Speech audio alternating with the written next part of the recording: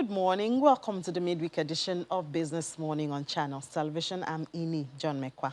Good morning. Thank you for joining us. I'm Ladi Williams, and it's the morning after the NBS released inflation for the month of May. And of course, it will dominate our discussion this morning.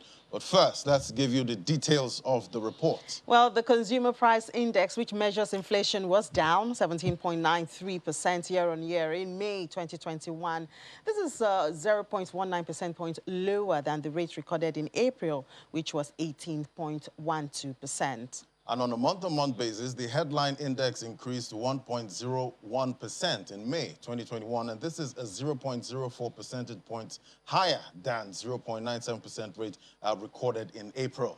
And on a month-on-month basis, the urban index rose 1.04% in May, up 0.05% points compared to the rate recorded in April, which was 0.99, while the rural index rose 0.98%, up 0.03% compared to April's figures, which was 0.95%. And the composite food index rose by 22.28% in May 2021 compared to 22.72% in April 2021. On a month-on-month basis, the food sub-index increased by 1.05% in May 2021, up by 0.06% points from 0.99% recorded in April 2021.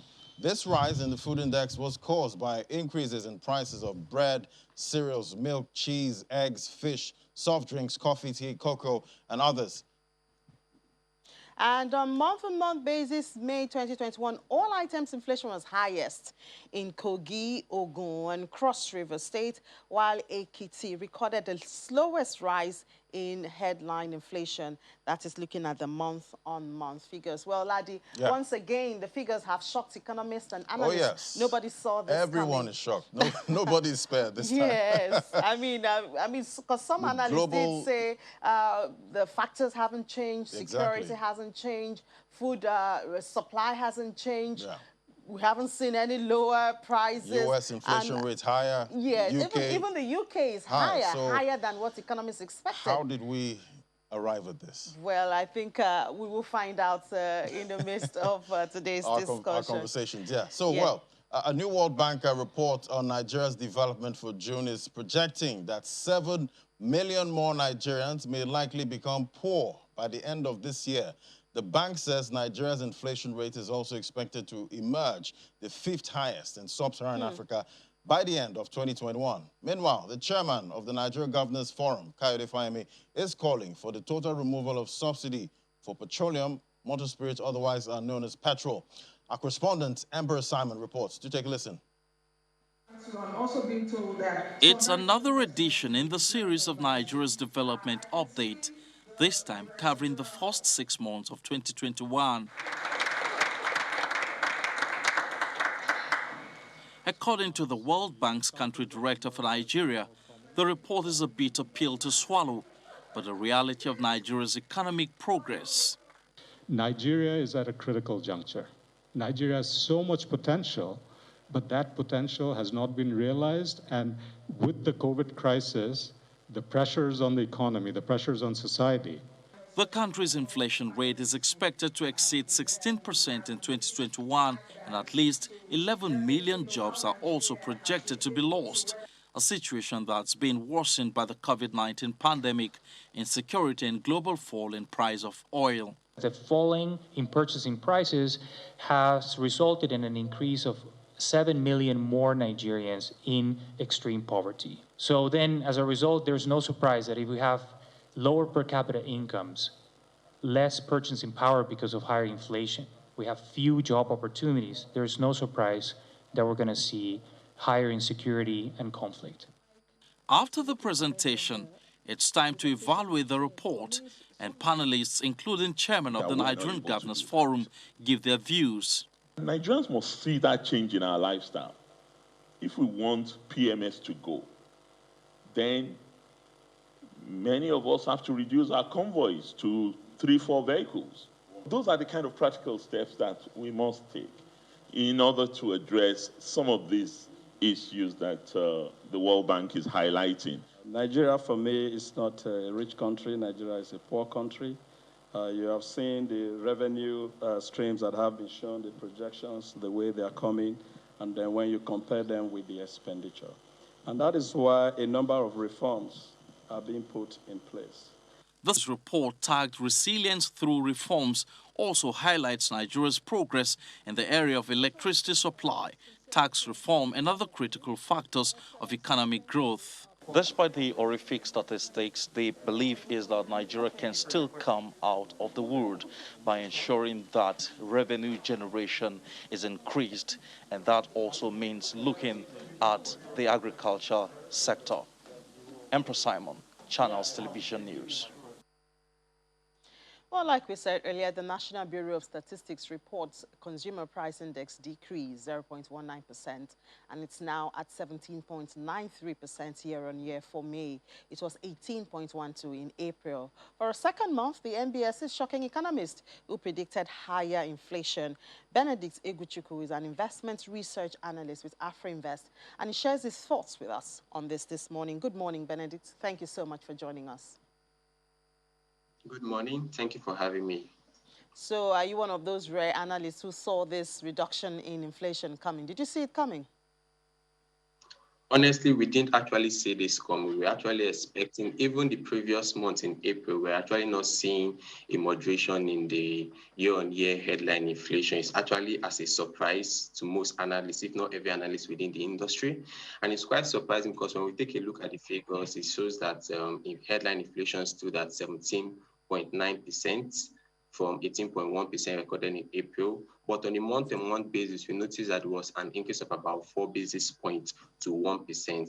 So we can attribute the decline we saw in the headline inflation rate on a year-on-year basis mainly to the food inflation rate subcomponent, which fell year-on-year. But we also noticed that it rose month-on-month, and also we also attribute it to a base year effect. Specifically, if we take a look at the food inflation index, we noticed that it fell about 44 basis points year-on-year to 22.3% and rose 6 basis points month-to-month to 1.1%. The month-to-month trend on the surface suggests a modest increase in the average price of food items in May 2021, which is a testimony that everyone could have felt what the inflation has been like in the country so far.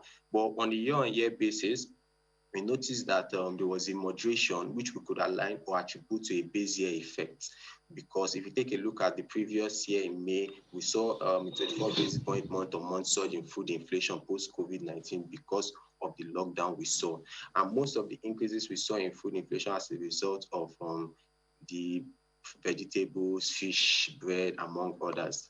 On the other hand, if we take a look at core inflation actually rose for the 6 consecutive months by 40 basis points year-on-year to 13.2% and by 25 basis points month-on-month to 1.2%, which brought a halt to the 3 months decline we saw on the month-on-month basis. And we noticed that most of the increase came from hospital services, hairdressing, pharmaceutical products, gas, garments, among others. And we believe that the year-on-year increase is mainly reflective of the devaluation of the exchange rate between April and August 2020. All right, Benedict. So the man on the street will ask you, where is this decrease in inflation? Where is it? Where do I feel it? Do I need to check the price of, even the food inflation, we saw the drivers of it, eggs, fish, cheese, cereals, bread, the day-to-day staple food. So where is this decrease? I know you attributed it to a whole lot of things, but the man on the street would just ask you, I've gone to the market and I'm seeing this and I want to know, where is this decrease, or should I be expecting it? Okay, well, I'm a testimony, and I can say I'm also one of the men on the street who have experienced no changes in prices of food, cereals, bread, and all of that, because I can still notice an increase in prices. But what we can see, especially if we take a look at the Nigerian development update released by the World Bank, it suggests that there's a possibility that the inflation numbers being represented could not actually or does not portray the reality within the Nigerian economy. And based on some computation being carried out by the World Bank through independent analysts, they found out that the inflation rate in Nigeria is ranging around 26% and 28%, which is it is not surprising because, I mean, that's what we expect because we feel the impact. So it's actually quite surprising seeing that the inflation report for May 2020 suggests that there's a decline in inflation, which is not possible because we've seen real income get weakened. We've seen an erosion in purchasing power. We've also seen pressure on the operating costs as well as aggravated production costs and thinning of profit margins. So it is quite unlikely that this inflation numbers actually do show reality of what is really happening in the country. Okay, but if it doesn't, if this numbers doesn't, show what's really happening, should we be worried here? Yes, we should actually be worried because if we take a look at the current situation of the economy, we believe that the government has what it takes and Nigeria has potential in coming out of this poverty and also becoming the giant of Africa, as in its title suggests. But in order for that to happen, the government needs to take responsibility and own up to the fact of what is currently happening within the economy and also deploy policies needed to tackle this inflation. What policies would that be from your perspective? Because we have a lot of policies, we have a lot of efforts from the government, we have a lot of programs going on, we have a lot of interventions going on to buffer COVID-19 and all those. So what other policy do we need? Okay, most areas I can speak on right now is the trade policies, monetary and fiscal policies, as well as the exchange rate management. If we take a look at the exchange rate management, the unification of the NAFEX rate as the official rate is actually a step forward to ensuring that there's a flexibility among those trading the Naira currency so that it truly reflects what the market actually sees the value of the Naira to be. And then for trade policies, there are still a lot of restrictions on some FX or some raw materials that demand or need FX material. So taking out all of those foreign those policies that actually restrict the use of FX is actually necessary, as well as removing some of the ban on our borders that prevent some goods movement of goods and services across the border is also important to actually elevate us on inflation. All right, Benedict, but part of the report, from the World Bank says, it was actually challenging the central bank's position that high inflation stems primarily from supply constraints, citing tight exchange rate controls and expansive monetary policy as key drivers of the price growth. What's your reaction to this? Well, that is true because, like I said, it's actually a supply measure because when the production is lower than the demand, it tends to increase prices. So we believe that what the government really needs to do is to just adapt some macroeconomic, some policies that support the macroeconomic stability, inclusive growth, and also create jobs, also help protect the household from impacts of the inflation, and then facilitate sustainable financing for SMEs in key sectors to mitigate the effect of inflation as well. The World Bank also projects economic growth of 1.8% this year compared with the previous estimate of 1.2%, but it's warned that without deep reforms, the economy will continue to grow slower than the pace of population expansion of about 2.6%. Is population our problem at this stage? Well, population is not our problem, but that is what is leading to the poverty level we're seeing. As long as our economic growth is way below our population growth, we tend to see more poverty, more individuals within the poverty line. So it is very important that the country focuses on establishing policies that will help drive growth within the economy in order to exceed. I mean, at the current moment, since our population growth is 2.6%, the country will need around a GDP growth of about 5.2%, double that of the population growth in order to accommodate and ensure that the citizens of the country are not actually bothered by poverty or within the poverty line. All right, so inflation and exchange rates have been rising consistently amid the current rates of interest. To what extent are these, affecting or are likely to affect the equities and fixed income markets? Well, if we take a look at the combination of those two, we find out that it can be catastrophic to any economic growth, given its negative impact on the cost of doing business in an environment where the disposable income is weak and foreign exchange is low. If we take a look at the fixed income market, we'll find out that investors have to contend with the negative real returns and weak purchasing power of the naira due to the effect of inflation and exchange rates. However, investors in the equities market are likely to see lesser impacts as companies are able to adjust and navigate the turbulence in the economy, and in return, pay better dividends and to drive stronger capital appreciation. Then if we take a look at the foreign investment section part of it, we notice that the uncertainty in the FX market have actually kept most of the foreign investors out of the market, and we don't think this trend is going to change anytime soon. All right, Benedict, you're an investment expert. What should I be doing with my money now? At this point in time, it is very important that you keep or you lock your money in investment that are inflation adverse. And then there's a possibility that basically they return much more than the inflation in this situation. And one way of doing that, though the returns on the equities market is quite low, is one way of actually getting appreciation gain, especially what we saw towards the end of 2020. If the growth within the equities market is actually quite larger than what we see in inflation, then investors can actually be quite happy. If not, another possible way is to lock in investment in dollar funds or dollar mutual funds that are not subject to devaluation of the naira as well. And still talking about the equities, what's the outlook for foreign investor participation in the market, especially with the way the naira is and FX and things like that?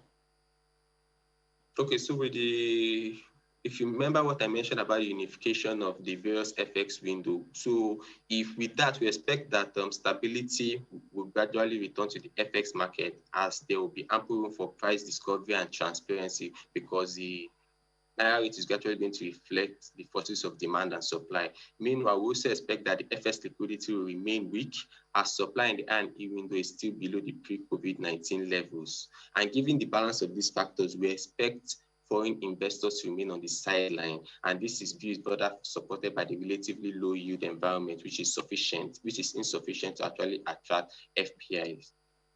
All right, so some analysts are saying that Bitcoin is a hedge right now. What do you think? Well, at the moment, we've been seeing some trends. The problem with the cryptocurrency market is it is subject to, how will I say, it is subject to, should I say, influential individuals within the community. So it actually has a high risk and a high reward return for any investors looking to enter into the market. So I would say that if you're going to trade within the cryptocurrency market, you should trade cautiously because any sudden comment from people like Elon Musk could actually affect the direction of the market and also affect your return or increase your return.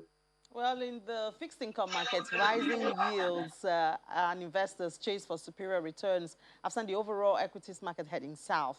How long do you expect this trend to go on?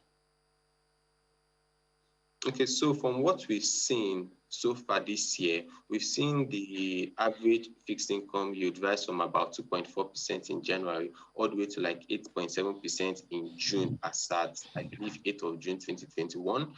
And this is actually drawing attention away from the equities market. However, we've seen a moderation in the fixed income yield because in what we saw in May compared to what we're seeing in June, there's been a moderation recently, and this suggests that the market may have reached its peak as the government is actually mindful of the impact of any higher yield on its debt service. So we expect that the interest in equity is going to swell towards Q3 2020 rather than the fixed income market. Although we'll still see some substantial interest over there, but we believe that the yields have actually reached their peak. All right, thank you so much for sharing your thoughts with us, Benedict Iguchukwu, Investment Research Analyst with AfriInvest. Thank you so much and enjoy the rest of your day. Thank you. So FX commodities market update is next, and that's after the break. Just stay with us.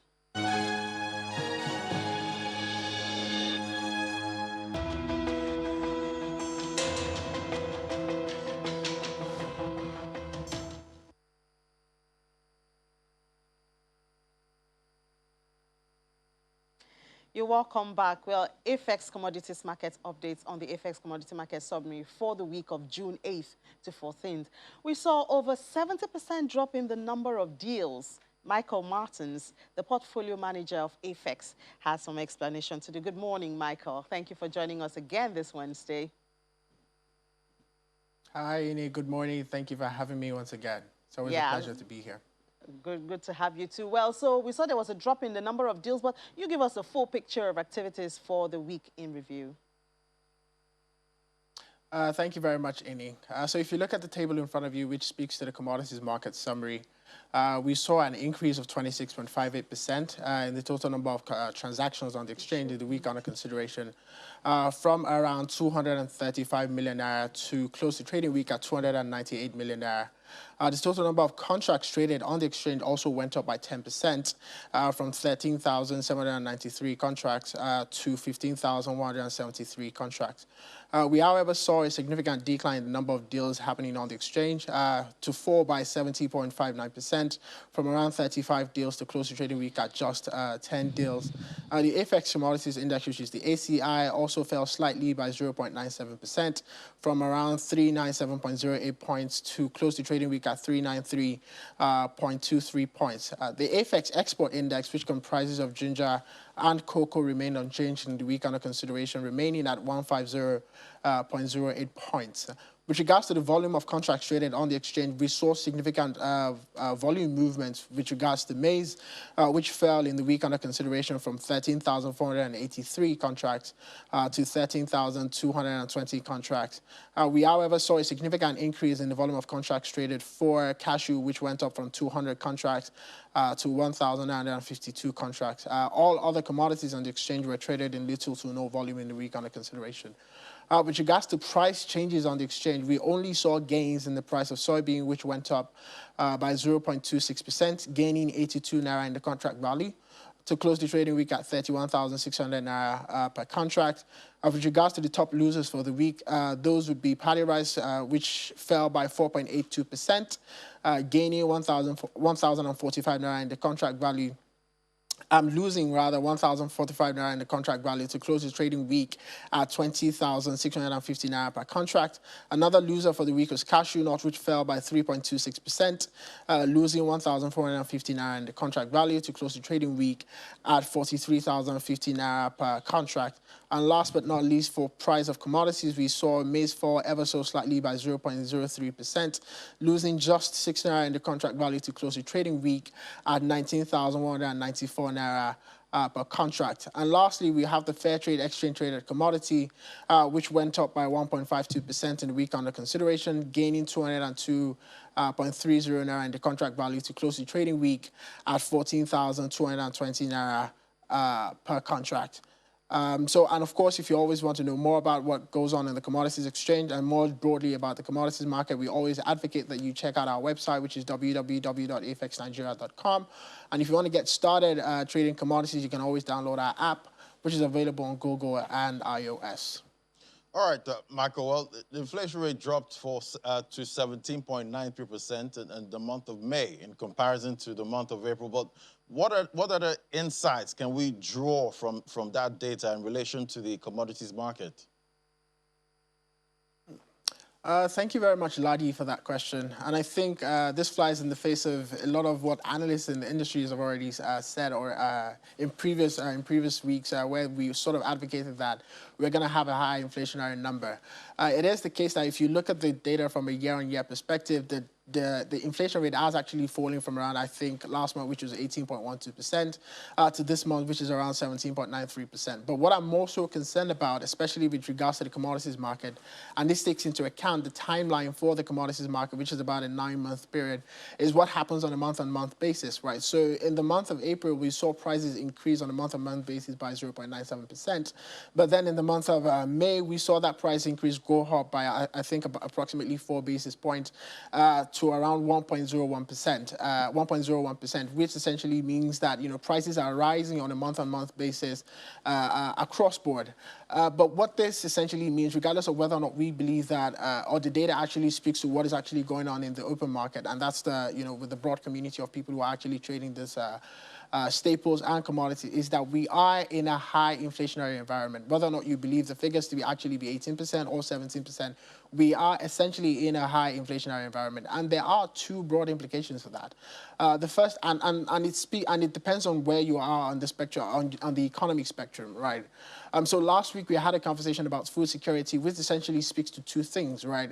First of which is the availability of commodities or availability of food, right? To which AFEX has done a significant, has put in a significant effort in that with regards to our input financing program.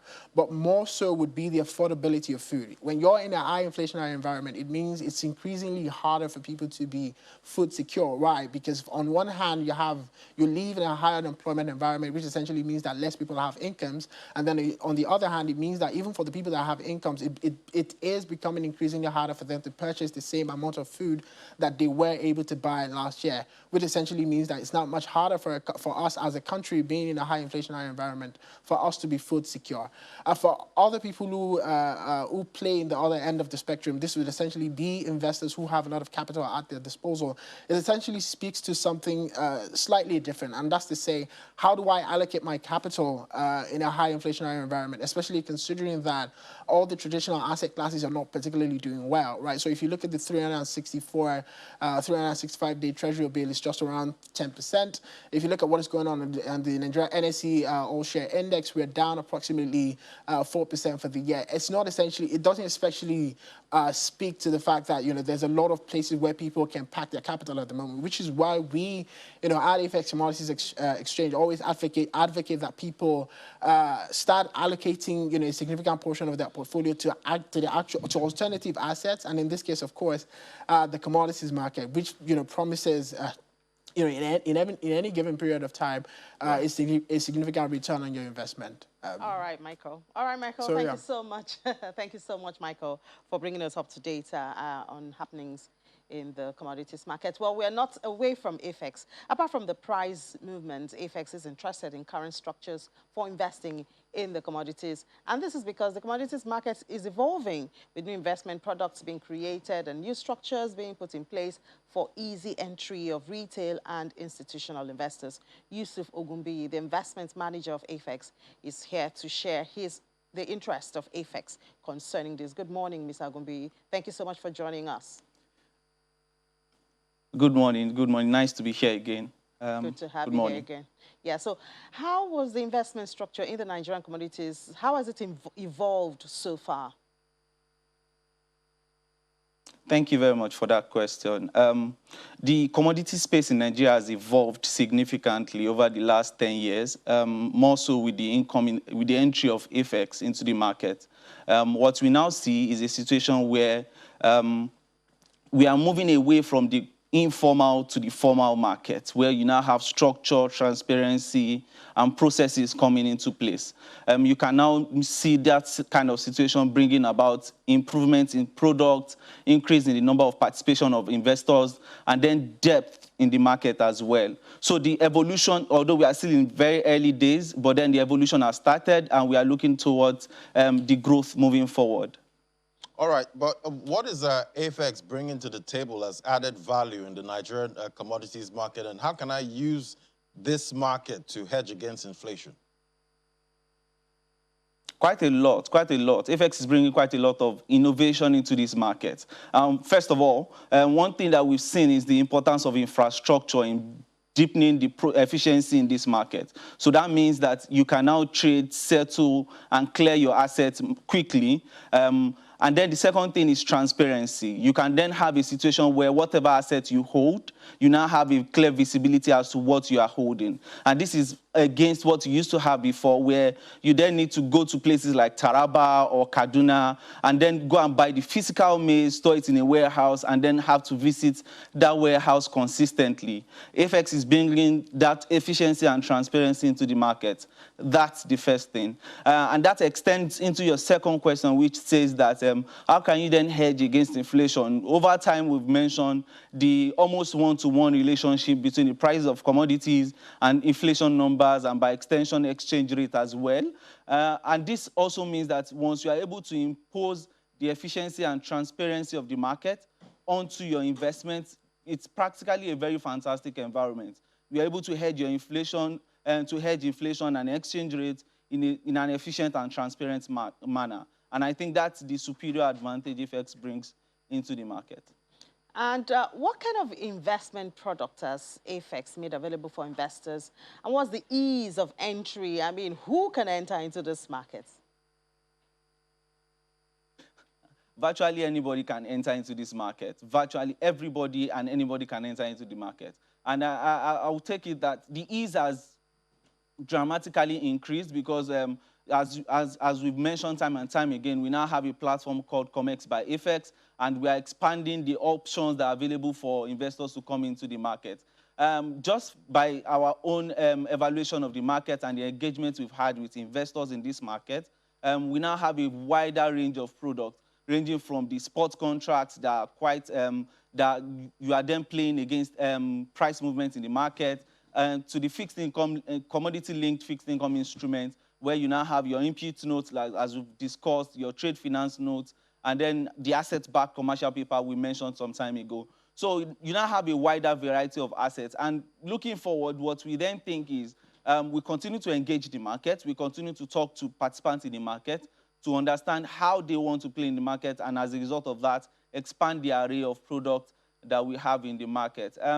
The ease has also increased, like I mentioned earlier, and we now have a number of participants coming onto the exchange, interacting with us as to how to develop products, to bring these products into the hands of everyday investors everywhere.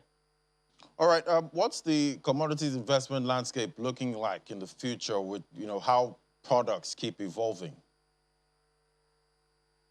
I think this speaks to the evolution we started this conversation with.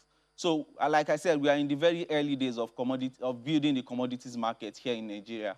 And what we see moving forward is a case where we are able to expand the array of products we have today. So imagine when we are able to expand the array of products to include derivatives which we are planning.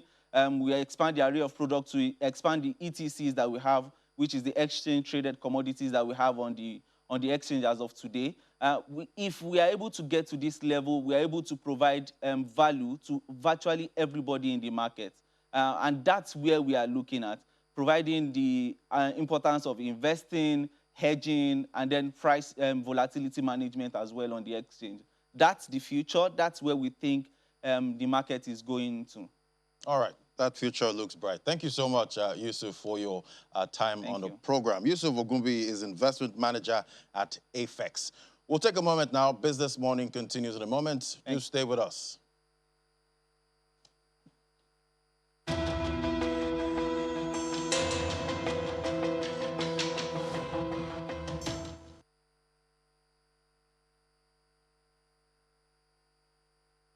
And it's time for our morning calls at the market with Anyete. Anyete, local boss is back in the red. Seems the bears had a grip on Airtel. What's happening?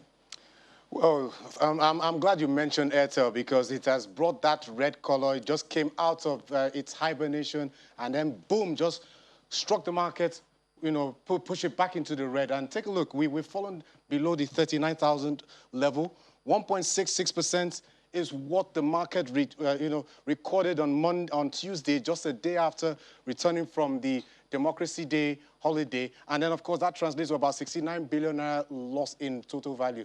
But Airtel was not alone. The components, key components of the consumer goods sector, you have the likes of Okomo Oil, flour mills, international breweries, PZ Customs, and now that is what led to the 0.18% drop on the consumer goods counter. But as you can see, banking sector was up, insurance up, oil and gas sector also up. And then also, when you take a look at the volume of transactions there, it just shows that, yes, the market, it has been sustaining a bullish run, within the very first 2 weeks of this month. Now we're beginning the third trading week, although it opened negative. But the volume of transactions carried out yesterday was up by 2.93%, and value all in the green. Now, let's flip over to the unlisted securities market. It's, at this time, it managed to go back. It's been negative for some time, but it managed to record more than 0.5% increase in the market in the all share, in its own all share index, as well as the market cap. Then, as well as the volume, Volume was a little bit thin compared to the previous day.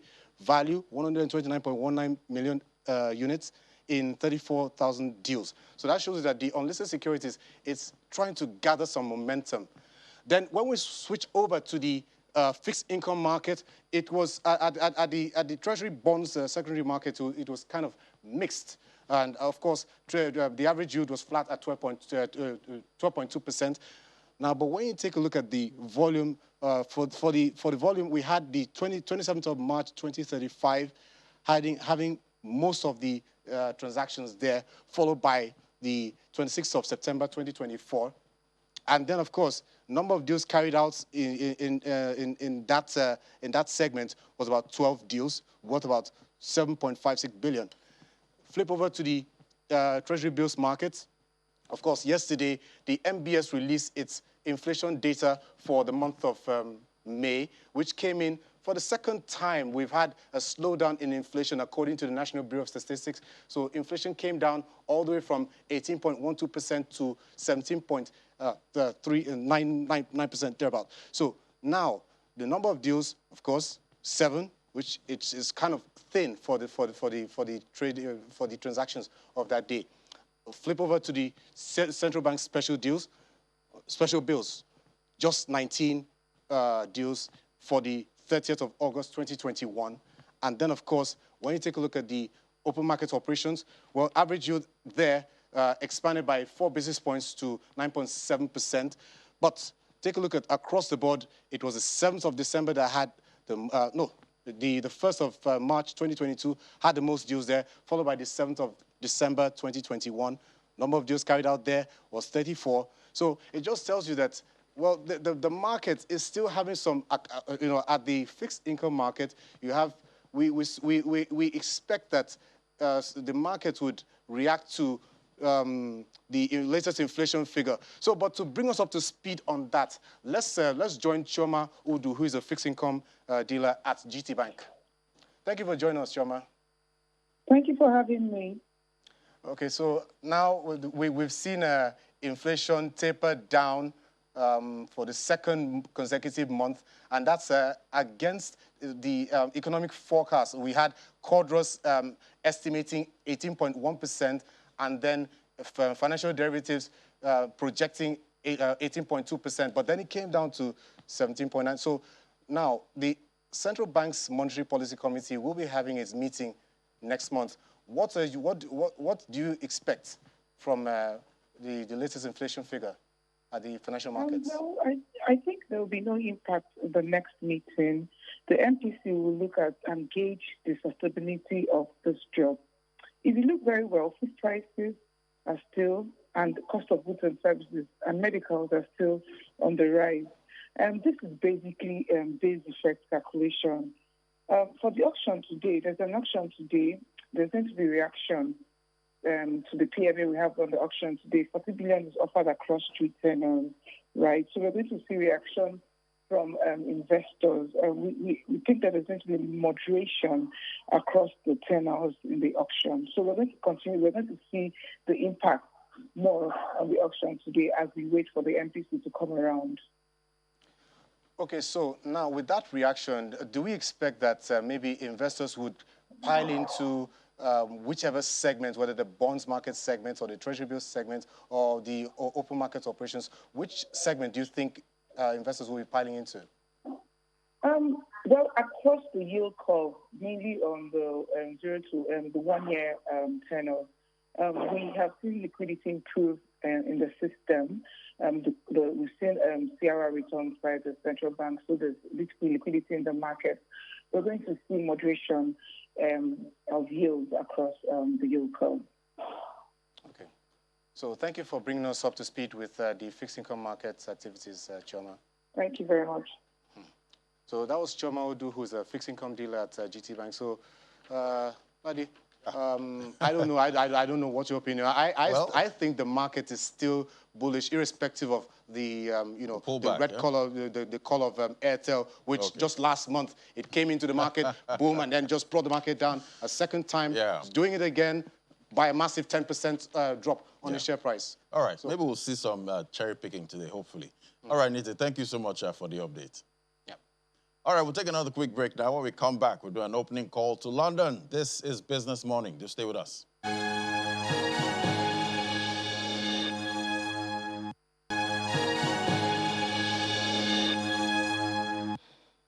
You're welcome back. You're still watching Business Morning on Channels Television. We head over to London now. Juliana, good morning. Well, inflation figures are not just out in Nigeria. We also have it in the UK. And in the UK, Economist and BOE had expected an increase of 1.8%. But it passed that. It was, in fact, it's over 2%. How did the Bank of England miss this at this time? Goodness knows. I think inflation is the topic of economic discussion. That's how it's been over the past couple of weeks, and I think it's likely going to stay that way. I think, to be fair to the Bank of England and The Economist, they had always forecast that inflation would surpass the Bank of England's 2% target before the end of the year. I just don't think they expected it to be as quick as it has been, jumping from 1.5% in April to 2.1% in May, as you said. I think the projection was around 1.8%. I think it's the speed that is going to make investors a little bit uneasy. We could expect a rise of interest rates anytime soon, currently at a historic low of 0.1%. If you think about it, this time last year during the summer, inflation was as low as 0.2% in the UK. That's just how low things were. But with the opening of the economy, we have started to see the rise in fuel, the rise in the cost in clothing, and also the rise in the prices of meals as people start flocking to restaurants and bars again. And how are the markets reacting to it at this time? Well, we witnessed pre-pandemic highs, didn't we, on the FTSE All-Share on Monday, and I think even it rolled over a little bit into yesterday. Not the same today, although the FTSE is still in positive territory. Lots of blue chips have been dragged down lower because of the rise in the pound. The pound has risen because, of course, high interest rates are good for sterling. So as the sterling rises, the All-Share is dipping slightly. Big falls in Imperial Brands, British American Tobacco, Glencore, Anglo American, they're all down between 0.9% and as much as 2.15%. We are seeing some banking groups rise off the back of this news. NatWest Group, their shares are up 2.1%, and that's because if the Bank of England do indeed raise interest rates, then that's great for banks' affordability going forward. And it's D-Day for the US Fed meeting. What are the expectations? It is D-Day. In a couple of hours, we're going to be hearing from Jerome Powell and the rest of the crew following their two-day meeting. Not expecting any significant changes, but of course, it's all about that press conference, isn't it? It's all about those minutes, and I believe they are going to be releasing their quarterly forecast, having a look at the American economy. I think with America, what everybody is going to be interested in is, are they going to start taking their foot off or putting their foot on the brakes of quantitative easing? I think at the moment it currently stands at about £122 billion per month. Once they start tapering that back, then of course we can see a rise in interest rates, though according to some of the economists that I've been reading their notes on this morning, they're not expecting that to happen until at least the beginning of 2022. So it is a long ride. I think the big question of inflation of today is this transitory, or is this a long-running trajectory as the world starts getting back to normal? We'll just have to wait and see, Annie. Yeah, we'll surely wait and see. But I'm sure by 1:30 during Business Incorporated, we'll have more details from the US Fed, and Ladi will be there to take that information. Well, do take care and enjoy the rest of your day. And talking about Ladi, he's at the crypto space now. Ladi, analysts say that they took a peep into their crystal ball and something told them that Bitcoin is heading for $85,000. Yes. Is it too late to enter into this market? Well, you would have to ask your financial advisor for that. But it is a promising figure, I must say. Well, look at the market. It's quite mixed, but Bitcoin is more in the green. Altcoins are in the red this morning. I have Ethereum at $2,525 this morning, looking at Coin360. Market cap, $1.73 trillion traded this morning in the total crypto market. It is down by 0.62%. 24-hour volume is also down 12.40% this morning. Bitcoin dominance still inching up there, 43.77%. Look at price of Bitcoin this morning was 40,381, up 0.43%. 24-hour volume traded in Bitcoin this morning, $46.93 billion. Let's look at the chart. It is still standing close at the 200-day moving average, but we can see all the moving averages actually squeezing together. When we get that full squeeze, we could see a possible boost above 50K in Bitcoin. If that happens, we see the MACD is still inching up there, trying to get into bullish territory, but we have some volume constraints there on the one-day chart, but it's still looking quite bullish for Bitcoin right about now. Look at the top alts by market cap. We have BNB down 2.33%. For some reason, the altcoin seems to be going down this morning. Could be because Bitcoin might be on the cusp of a bullish run. That's why we see altcoins actually losing sats. Cardano, $1.57, down about 1.11%. Dogecoin, that's Elon Musk's baby there, down 2.44%. XRP is still below the $1 mark at 87 cents. Top 5 gainers, we have Shiba Inu. Yeah, that's the supposed Doge killer there. The price is way less than a cent. It's up 26.41% this morning. And we have Chili's, CHZ, 33 cents, up 18.74%. Seeing Chili's there might be an indicator of that the NFT platforms might be ready to start moving, because we have CHZ up there at 18%. QNT is at $71, up about 17.30%. And AMP at 9 cents, up 13%. GRT is also up 12%. Look at top 5 losers. We have ICP, Internet Computer, still on that massive downtrend. This came out at about $700 on its debut, down to $59. Show you how volatile this market can be. It's at 11, down about 11% this morning. Some traders believe that ICP might be in a buying opportunity at this price here, because this is quite low, you know, considering where it's coming from. Kasuma is up is at $383, down 8.22%, and we have Nexo, $1.82, down 6%. Sushi Swap is also in the losers corner, and Chainlink also down 5% this morning. So, it's quite a mix for the alts this morning. Some alts are up, some are down, but Bitcoin is volatile right now. So, that's how the market is looking this morning. Well, looking good for some, because, I mean, like you always say, let's buy the dip. So if they're in the red, this might be an opportunity to enter into the market. Buying opportunity is always better in the red. But, you know, the annoying part about this market is, you know, traders are so emotional. They always want to buy when it's in the green. And that's the wrong time to buy. Wrong time. But you have to be very patient. Yes. All right. Thank you so much, Ladi, for bringing us up to date on the crypto space. And that's it on the program. Thank you so much for watching. We'll be back with more business updates later today, 1:30. And one of the things you can look forward to is outcome of the U.S. Fed. Juliana will be here from London to tell us more, and a whole lot more happenings in the business world. So do keep it a date with us at 1:30 p.m. I'm Ini John Mekwa. And I'm Ladi Williams. Thank you for watching.